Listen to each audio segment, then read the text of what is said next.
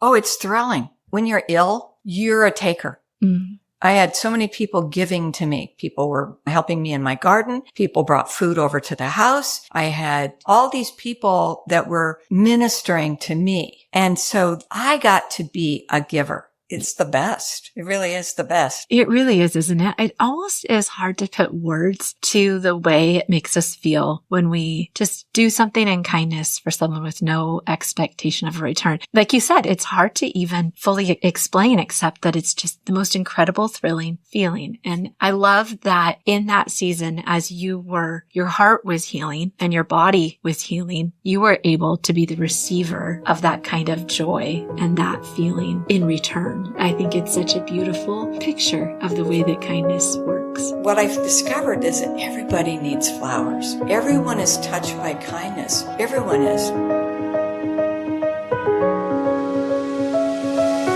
Hey friend, welcome to the Growing Kindness Podcast.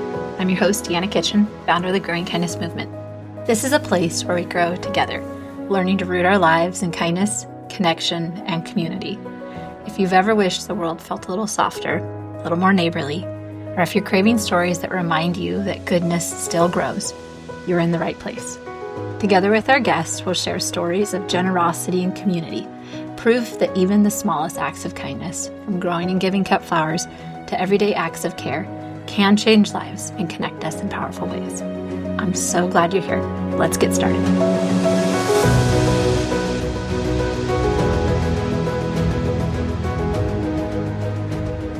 This season is made possible by Heirloom Roses, our Season 2 sponsor. We're deeply grateful for their generosity that helps carry the Growing Kindness mission forward and makes these stories possible.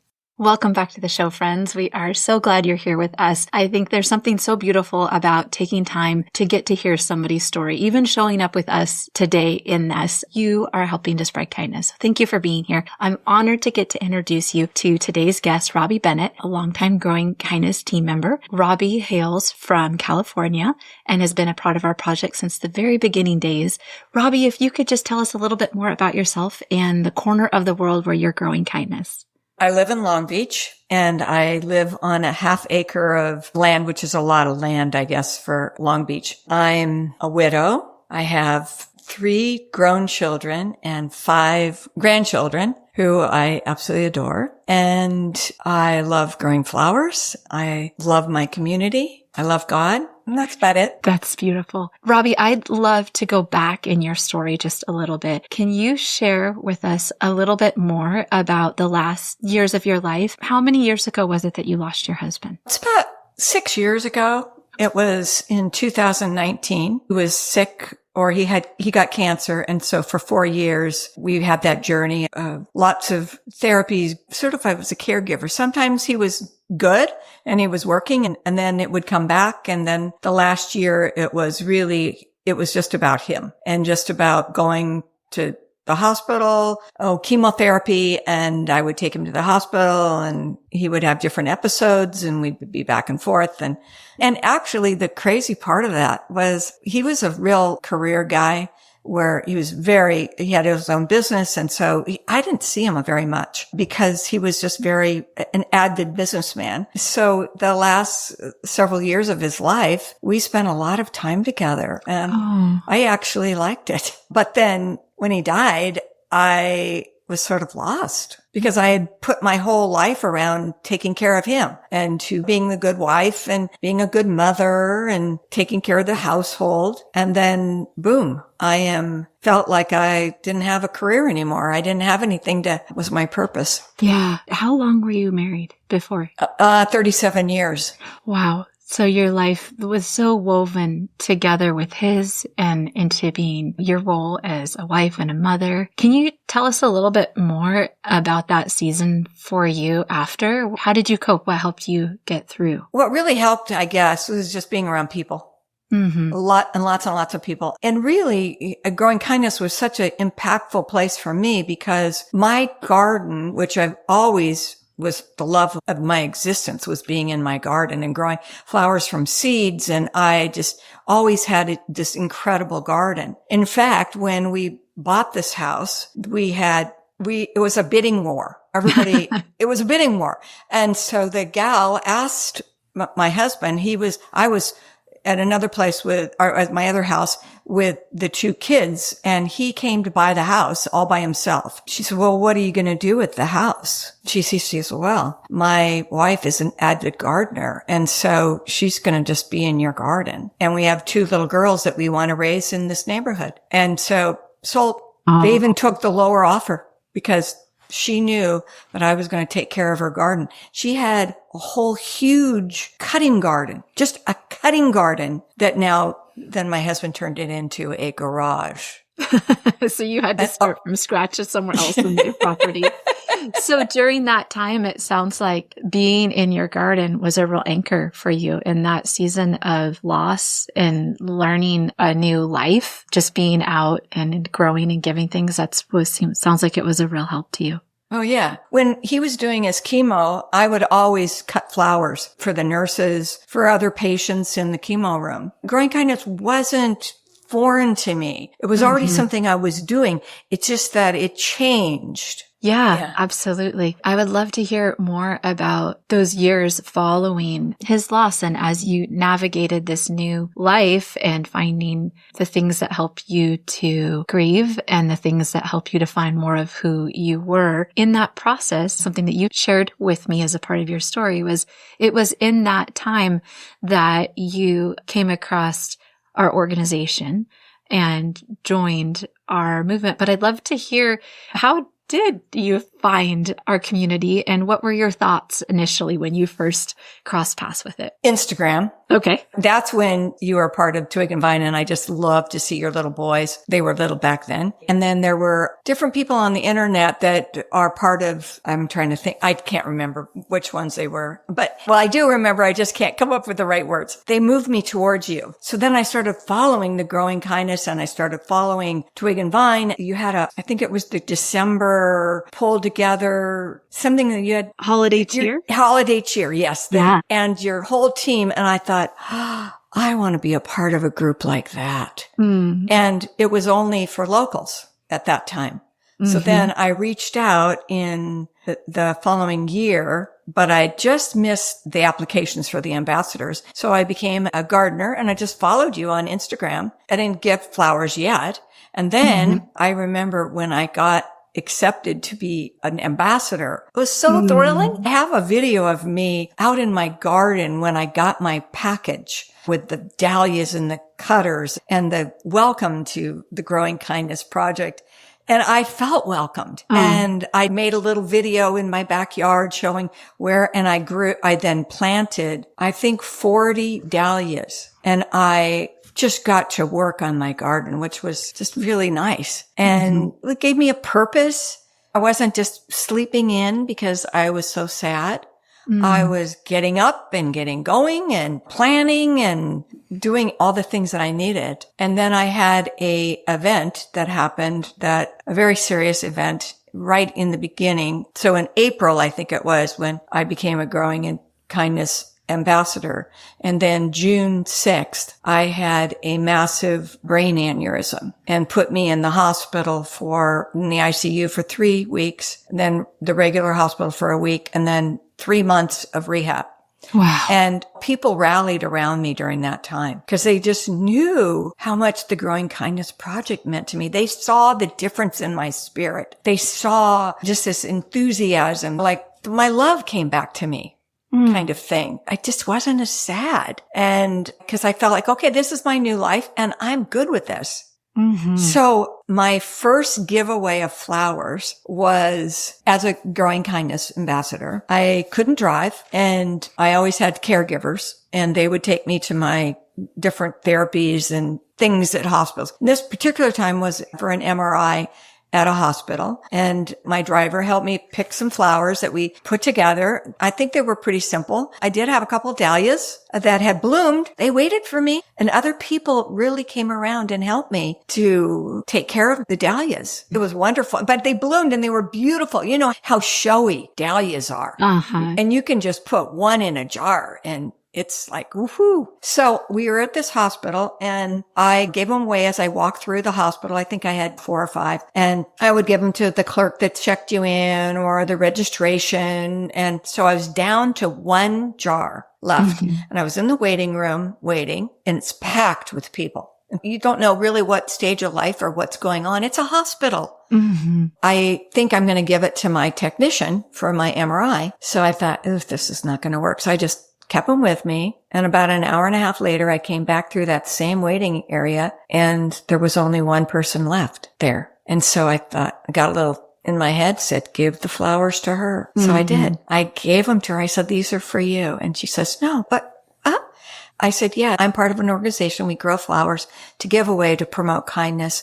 And today's your day to get some kindness. She said, you're an angel. You have no idea. And she started to cry. How much I needed this today. That was my first giveaway. Maybe that technician was more that your heart was just waiting for the next person, not so much who it was the technician was, but that there was this other person who really needed it. I had goosebumps when you were sharing her response. And I think that is such a beautiful thing that we get to experience over and over again when we share kindness, that the response is just sometimes to hear people say, you don't know how much I needed this today, I think is actually a more common experience than we can even know sometimes. I'd love to know, what were the other responses in that, as you were going through the hospital, that very first time giving flowers? What were people saying? How are they responding to that? They always respond with, really, me? You sure? I've given away hundreds of flowers. And I always have the same response. You sure? Of course. Yeah, I am. And I love the fact that we have the tag, because the tag then gives it clarity and intentionality. Whereas before I used to give flowers away, there was a reason for me giving the flowers. It wasn't just random. It was, it's to my doctor or to the grocery clerk, the post office person. But when they got the tag, then it had more of a impact on their life, because then it said, ooh, this was intentional, and it was intentional for me. This gift is for me. And then they give it to someone else. It's so beautiful to see what happens when we just simply clarify that we're moving with only the motive of kindness. And I think we often bump into people, like when people say, are you sure? Because we're so unaccustomed to unexpected kindness just for the sake of kindness in our world today. And I think that's why the way that you are moving in your community is so powerful and so important, because the rarer kindness becomes, the more valuable and important it is. And I think it's so important that's continuing to ripple out in your community. So Robbie, I'd love to know, how did you feel? What were you thinking and feeling in those moments as you handed out those first bouquets? Oh, it's thrilling. When you're ill, you're a taker. I had so many people giving to me. People were helping me in my garden. People brought food over to the house. I had all these people that were ministering to me. And so I got to be a giver. It's the best. It really is the best. It really is, isn't it? It almost is hard to put words to the way it makes us feel when we just do something in kindness for someone with no expectation of a return. Like you said, it's hard to even fully explain, except that it's just the most incredible, thrilling feeling. And I love that in that season, as your heart was healing and your body was healing, you were able to be the receiver of that kind of joy and that feeling in return. And I think it's such a beautiful picture of the way that kindness works. Oh, it's true. I'll give you another story. I was in Trader Joe's, which is our local grocery store. I don't know where they are in the country, but I had a bouquet of flowers. They were in my cart while I was grocery shopping. And then when I got up to the clerk, she was ringing out my groceries. It was late in the afternoon. You had lots of people in line. You had moms with busy kids. And so it was a busy time to be in the grocery store. And she got to the flowers and she goes, these don't have a tag on them. Where did you get them? And I said, oh, they're not part of your store. They're for you. She goes, no. I go, yes, those are for you. And then I'm cognizant of the fact that there is a long line and I don't have time to expound upon growing kindness and whatever. I just said, the tag tells you everything you need to know and they're for you. They're grown for you. And she took them to her chest and she just said, thank you. I then scurry along, and I'm feeling like badly that I've taken time away from the line. Mm-hmm. And I scurry to my car and I throw up my trunk and I get a tap on my shoulder. And I look, and he goes, "You were the one that just gave the flowers to that lady or the clerk, right?" I go, "Yeah." He said, I had to come and tell you what it did. I have to tell you that she was completely touched by your kindness, and the rest of us in line were touched by your kindness. Mm-hmm. And I said, "Well, it's not really me, and thank you for being so kind to tell me." Yeah. And it was like he had given me a gift. He went to the trouble to find me, and a stranger tapping at this is right after the pandemic. Mm-hmm. People don't touch each other. Mm-hmm. That's the beauty of coming into growing kindness right after the pandemic. Mm-hmm. We were just starving for kindness and connection. Mm-hmm. And that's where we got it. So that was one of my favorite stories. Maybe I'm not the only one listening to this, dabbing the tears out of my eyes, because it's just so meaningful to see the way that one small thing can touch. Not only did it touch, it just makes me teary thinking about that. Not only did it touch that lovely cashier who was probably having a flustered afternoon in this busy time, to know that she was seen and remembered, but then everyone witnessing and then that gentleman taking the time to return the kindness to you and naming it and sharing what it meant. I think that's honestly, it's why my hope and my dream for what the Growing Kindness movement does in the world is that we just get to help keep sending these ripples out, and then they just end up finding their way to bump into each other. And then those, move on and inspire the next person. And I know that whenever, it's been my shared experience too, whenever you have the opportunity to watch other people be kind to each other, just the smallest thing, someone opening a door or someone smiling and saying a kind word to another person, or somebody handing something as a gift to someone who needed it, whatever that may be, it moves us to kindness. It changes. And I wish I had saved the study, but there is a study. I don't know who did it. I want to say it was Harvard, but I may be incorrect in quoting that, but that kindness changes the wiring in our brain when we get to, not just when we're doing it, but when we watch and witness it. And when we hear about it, it wires us up, like it prepares us to act in kindness. So then we not only, just like that gentleman, he got to watch that act of kindness, then he was wired up to do something kind. So he came and shared with you. And it's just, isn't that beautiful? It just keeps these ripples in the pond keep bouncing back into each other. And that's just so meaningful and such an encouraging thing for us all to remember, Robbie. Thank you for sharing that part of your story. Robbie, what are some other times when you have gifted flowers? I know that you are a frequent flyer in your community and taking flowers with you out in many different ways. What are some other times that you have shared flowers with someone that you just kind of carry in your heart with you still, whether it was how it made you feel or what their response was? It's always every day somebody. I think the ones that were the most meaningful was the hospital, that woman at the hospital, and then the cashier. Somebody in my neighborhood, I didn't know them, and they said, "You're the lady that gives away flowers, aren't you?" Ah, you've earned a reputation. Yeah. So I said, "Yeah, how can I help you?" And she said, "Well, somebody about 4 blocks away, they lost their son." And I just thought that, I know you do that. And could you put some flowers on their porch? And I thought, wow, I don't know that person. They didn't know me. They never knew me. And so I just put the growing kindness and with a note that said, "I heard about your son and I'm so sorry. I hope these bring a little bit of cheer into your hard life." Something like that. Some simple thing with the tag. That tag is the key. And even today, I was getting my nails done, and I had brought, and I don't get my nails done, but I don't know, very infrequently, once a year or something. But I happen to need to go somewhere tomorrow, and I happen to have something that I needed to do last week that needed to be a little bit more polished. So last week I brought her a thing of flowers, and then this week I brought her some more flowers. And she said, "Oh, you don't even need to tip me. These are so beautiful. It's so wonderful." And she said, "Last week I was going to be going in a hot car, so I couldn't take them with me. And so I gave them away." And she had given it to somebody else in the salon. And when I was going to leave, that person came over and said, oh, I just so enjoyed those flowers all week long. So now that's not like that heartthrob kind of thing. But the thing about flowers is that they affect everyone in the same exact way. Even men.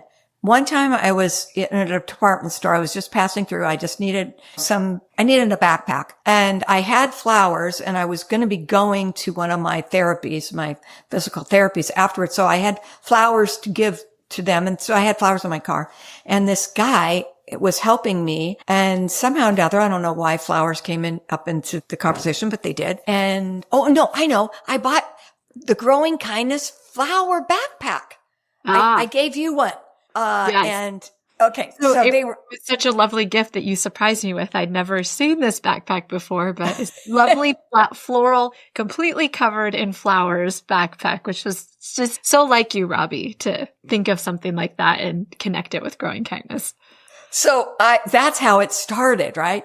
And he said, oh, I just love flowers. I went to my car and I got him the flowers I was going to take to my physical therapist, which she gets them all the time. So it wouldn't matter, right? So anyway, and he just, oh, can you take a picture of me with these? Oh, because they touched his heart. I actually, as you were sharing that, I was thinking about, and I don't remember the statistic exactly. Clearly, I need to get up on my having statistics and quotes prepared, but it's something to the effect of, I don't know what percentage it is, but it's a tremendous amount of men who never are gifted flowers, and they only are given like flowers on their funeral, like at a funeral service is the only time they're ever flowers sent to a man. And I thought, how sad. Like, I would love for us to normalize that everybody, like you said, everybody responds to the beauty of flowers. Everybody. Good on you for reaching out in that way. And what an impact it had on him. I bet you if we were to ask him today some kind thing that someone did for him, I bet you he would remember that. Robbie, I bet you could tell us stories for days about your interactions in your community and the ways that people have responded. And I'm sure if we were to, I mean, clearly if you're known as the flower lady, I'm sure if we were to ask people about their experiences in receiving flowers from you and receiving that kind of care, the stories would be endless. I love how you said at the beginning that it was flowers and connecting with people that help carry you through such a difficult season. It's so meaningful and encouraging to hear about their responses and your responses and the ways that it has helped both them and you. Robbie, can you tell us a little bit more about how you decided who you were going to give flowers to in your community? How did you get started with that? That first year was so much fun. I would glean my garden in the morning. I line up all my, whether jars, cans, whatever I was going to use, and I would just fill them. And I never knew where they were going to go or what they were going to do. But they were going to go with me, or they were going to get dropped off at on people's porches. Originally, I had planned to do things like in less affluent neighborhoods than mine. But because of my aneurysm and not being able to drive, then that changed everything, or that changed it. And so I thought, what I've discovered is that everybody needs flowers. Everyone is touched by kindness. Everyone is. And we all need it. Yep. I think sometimes we tend to assume that if things look like they're going well for somebody, then life must be easy and there's no challenges. But like you found, we don't know the hidden hard things that people are navigating through. It probably comes up in every single one of these podcasts, but you just started where you were. You didn't have the capacity to go into other neighborhoods or areas at that season of your life as you were recovering. So you simply started where you were. I love that.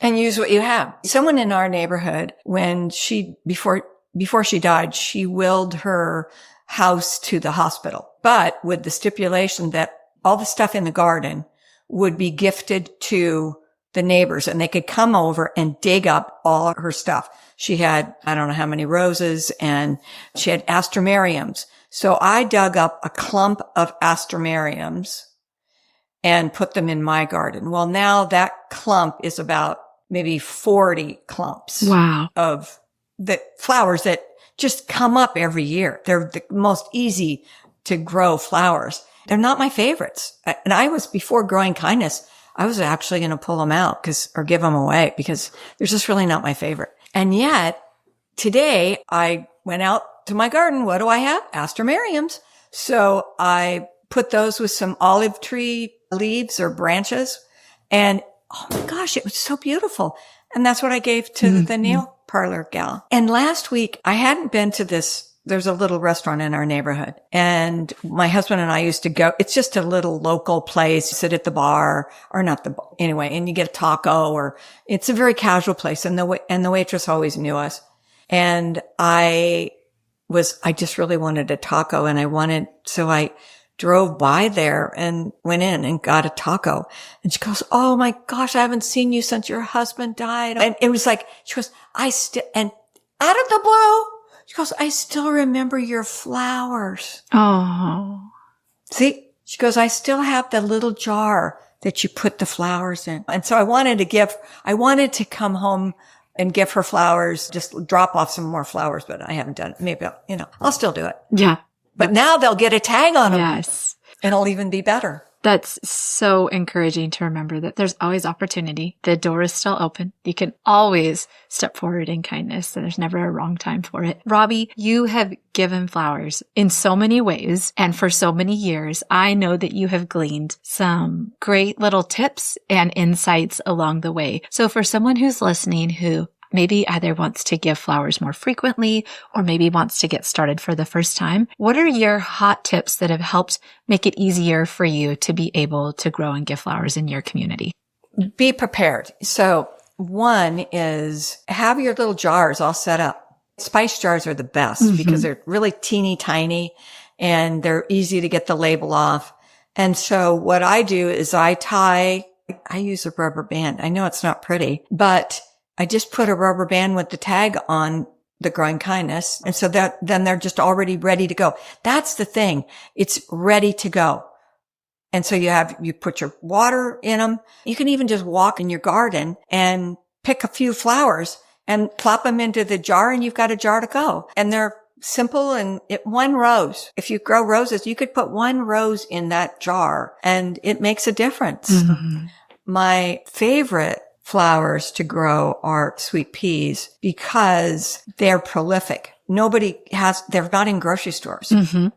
I don't know. I've never seen them in grocery stores. They're very fragile for transport. So they're really typically only found like hyper locally. If you want to get into the whole like wholesale shipping thing, yes, but they're not common. You're absolutely right. And they bring back memories. I have a neighbor that has Alzheimer's or dementia, whatever. And I can take her over sweet peas, and it takes her back to when she would garden with her grandmother.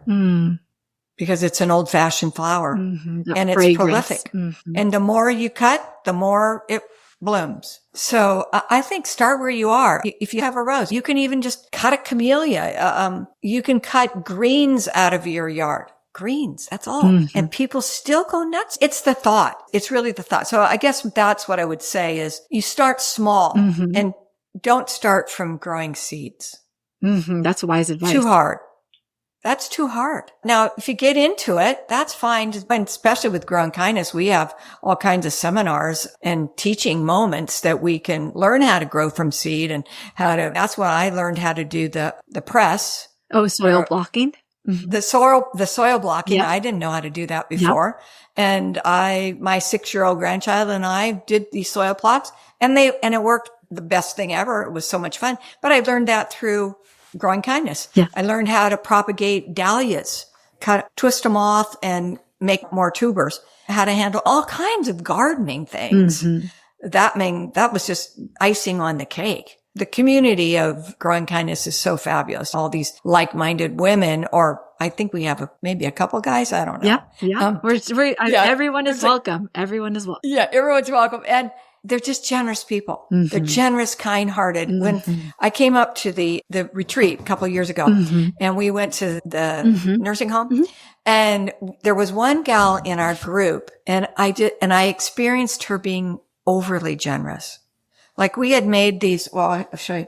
We made these hats, or not hats, but you still have your flower crown. I love that. Yes. That's so fabulous. I was going to wear it today, except it actually didn't work. But okay, we all had these and we were wearing them into the thing, and I wasn't giving mine away, but she did. And I thought and I said, and then the same thing that I was traveling with another gal, and she was just all about what are we going to do with these flowers? We had some flowers left over. And so she wanted to figure out how we were going to give these flowers into the community. She was intentional, and that was the mind of the generosity of these people that are involved in the organization. They're just fun to be with. And of course, I love gardening. So we're going to always have that, but they're heart souls. They care about other people. Mm-hmm. They just care more than the average person. Yeah. And it's like you said, the ripple effect happens. I thought, okay, the next time somebody asks for my wreath, I'm giving mine away. I don't want to, but I'm going to give it away because of her. And I was very thankful that no one asked. I love what you said. Like, I love what you're noting. And that really is, it's the same as when we see kindness, we're inspired to kindness. And this really beautiful thing happens when we gather this community, like you've experienced. When you gather around with people who are more of what you want to be, it inspires us towards that. Like, I know I can't remember. I think it's the quote, something like the 6 people that we spend the most time with is who will become the most. But I love the fact that there's this entire community of people who are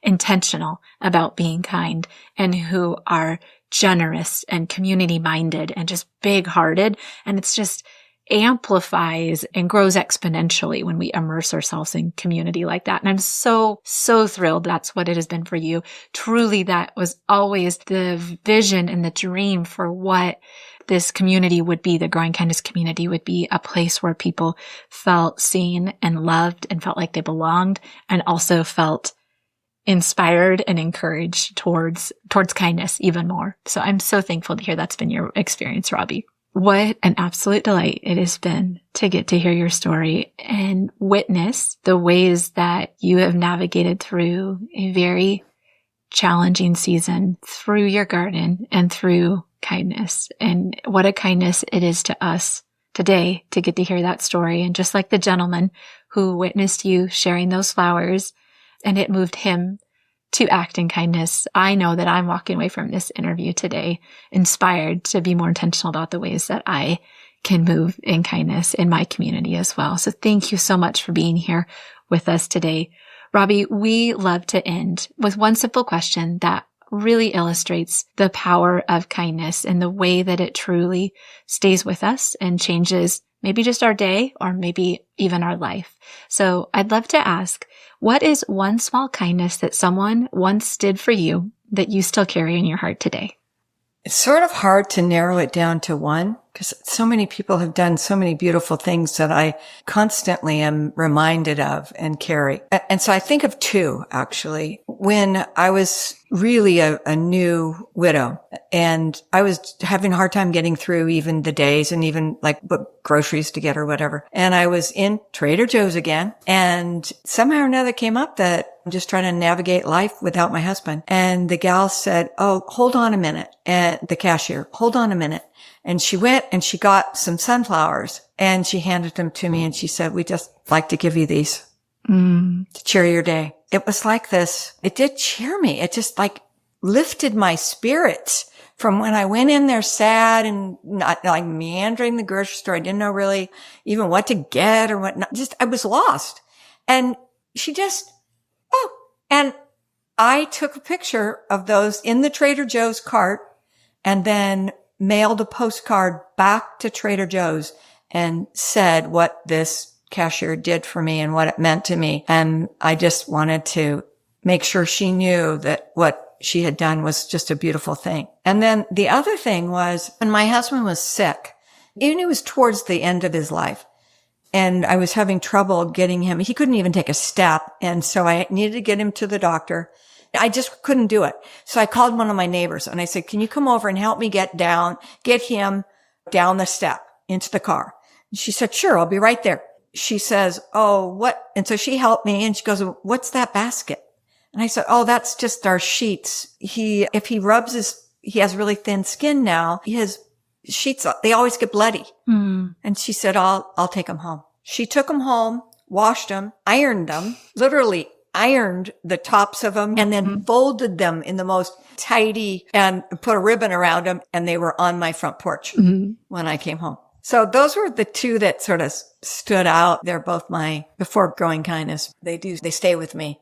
Thank you for joining us to hear Robbie's story today. You may have heard Robbie mention the Growing Kindness bouquet tags several times, and I want to take just a minute to share a little bit more with you about what those are and how you can get Growing Kindness bouquet tags. So years ago, when my 3 small boys and I were gifting flowers in long-term care, we had this repeated experience where people would not accept the flowers that we were going to give them. And it was really discouraging for my little kids at that time. And I was trying to understand why it was that the flowers weren't being received when that happened. And what I came to understand was if there wasn't clarity about the intention of why the flowers were being given, there could be confusion about it. So all too often, if it wasn't clear that the flowers were being given as a gift of kindness and that they were being given freely with no expectation of a return, people were afraid that there was some kind of strings attached. And it broke my heart to witness that for my little boys and also for the long-term care residents that we were trying to give flowers to. And so what we did in that season was create the Growing Kindness bouquet tag. What it does is it helps clearly